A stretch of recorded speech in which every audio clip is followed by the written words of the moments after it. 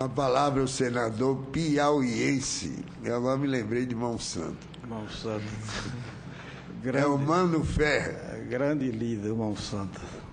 Inclusive as mãos milagrosas das cirurgias que ele sempre faz e fez muito.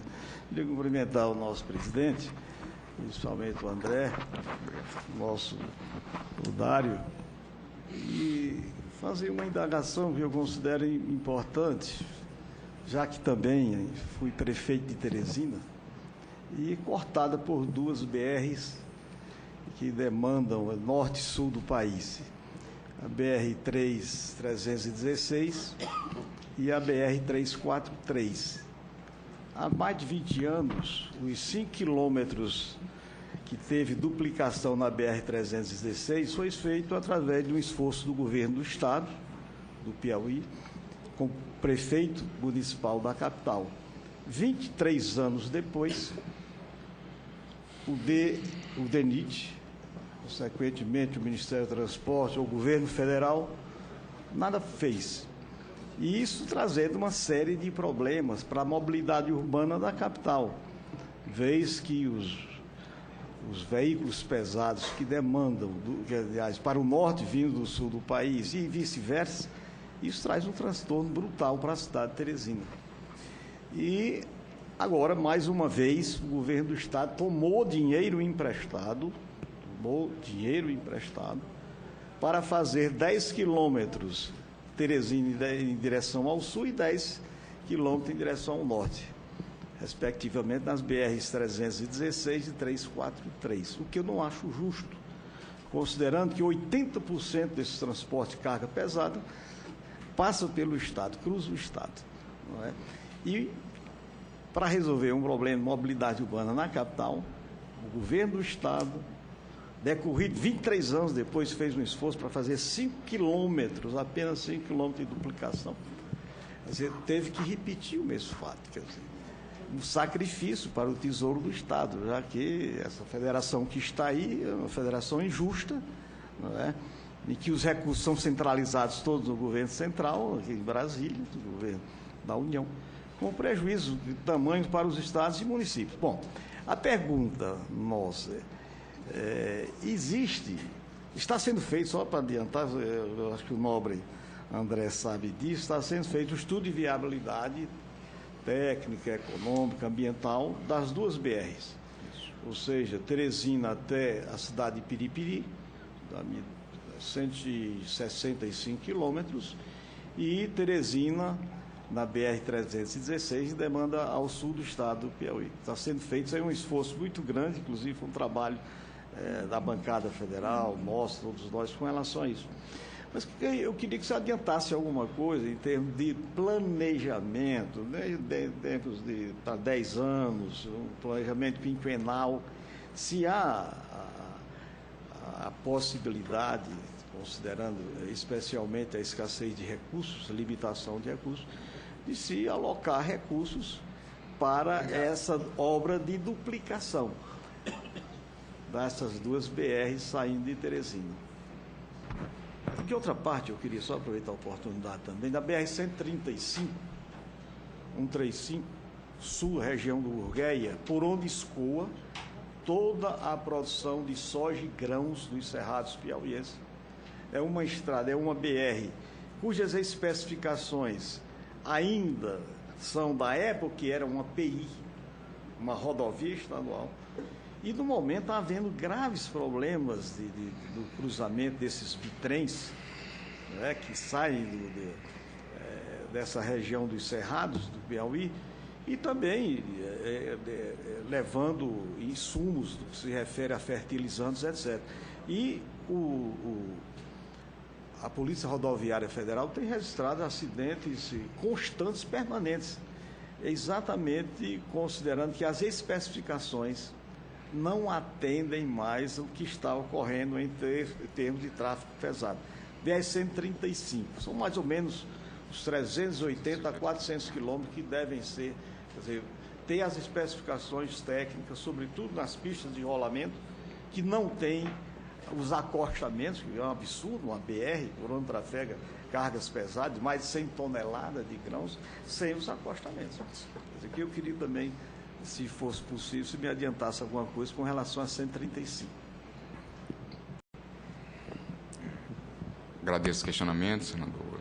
Vamos começar pelo 316 e 343. Realmente, há em desenvolvimento o estudo de viabilidade, né, no DENIT, para verificar qual a melhor solução que nós vamos dar para essas duas rodovias, seja ela duplicação, seja uma adequação de capacidade, né, ou outro tipo de intervenção que seja necessário. Você fazer seria irresponsável da minha parte, senador, eu prever qualquer tipo de alocação, né, de recursos para essa rodovia. E a gente propõe, né, a diretoria de planejamento propõe no orçamento do DENIT, né, juntamente com as demais diretorias, o projeto de LOA para o DENIT. Mas quem decide finalmente são os senhores legislativos, né? Então, se eu fazer uma afirmação que vamos ter recurso para essas rodovias, o DENIT trabalha aqui sim, tanto é que estamos fazendo os estudos, né, e vamos desenvolver os anteprojetos para que haja a consecução disso. Garantir, né, afinal de contas, o recurso cabe ao Congresso, né, na questão da lei orçamentária.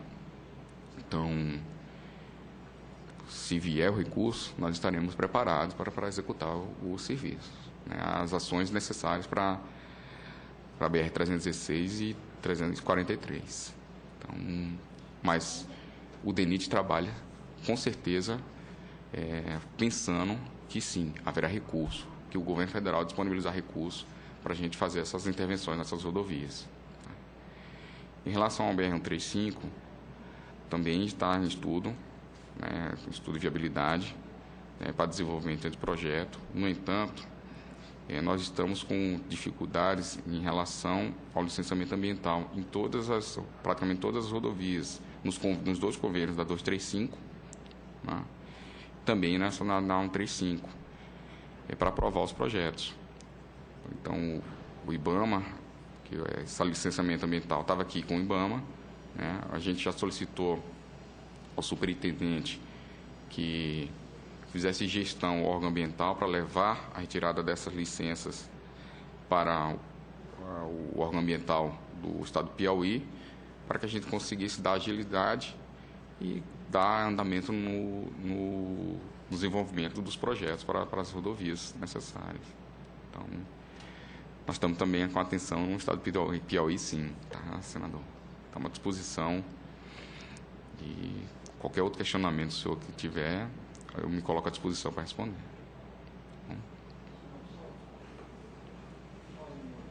A observação é que nós outros aqui no parlamento, a gente não faz orçamento. O orçamento é de iniciativa do executivo, não é? Inclusive, seus planos os plurianuais de 4 anos e planos até decenais. O planejamento antever as suas ações, as suas previsões, esse trabalho de planejamento propriamente dito. Quer dizer, nós aqui aprovamos, às vezes acrescentamos algumas emendas, não é, dentro do que vem do Executivo para cá.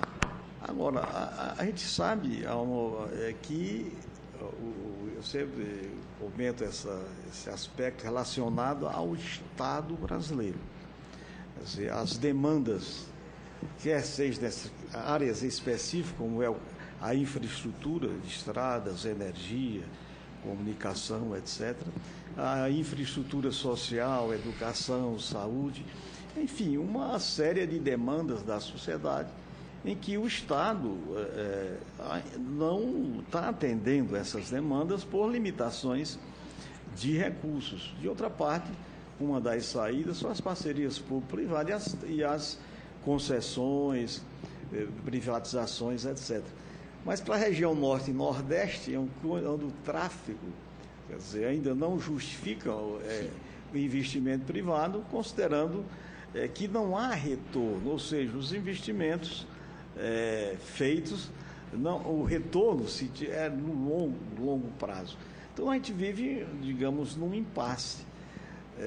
Eu me refiro, volto à questão da BR-316-343, que decorreram 23 anos, um esforço do Estado e do município, com apenas a concordância, à época era o DNR, hoje DENIT, e que não se fez nada, quer dizer, e veja, não é o interesse tão somente do município nem do Estado, quer dizer, a BR, e que inclusive não se fez a travessia urbana, que pelo menos não criasse, não infernizasse o problema da mobilidade urbana no perímetro urbano da capital.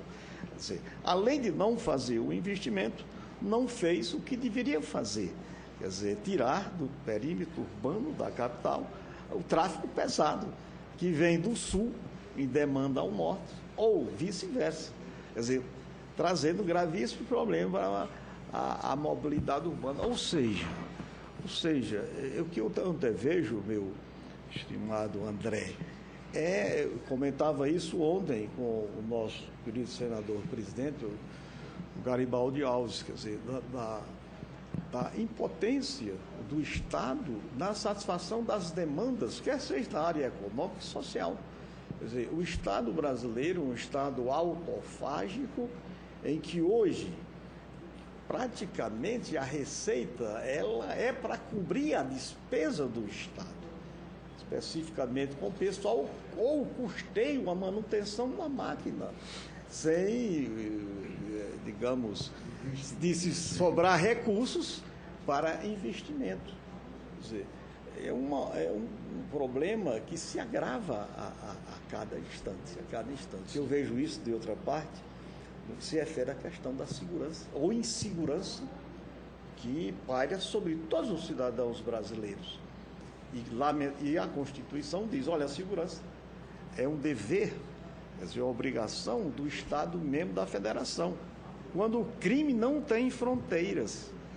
Ou seja, quer dizer com isso que nós temos que nos debruçar, viu, meu querido presidente, nessa questão nos aprofundar de refazer o Estado. Porque, claro que isso é muito profundo, mas a realidade é que o Estado está numa situação pré-falimentar com tempo, digamos, previsível, que está acontecendo no Rio Grande do Sul, no Rio de Janeiro, e aqui dessa região de Brasília, que é um poder central.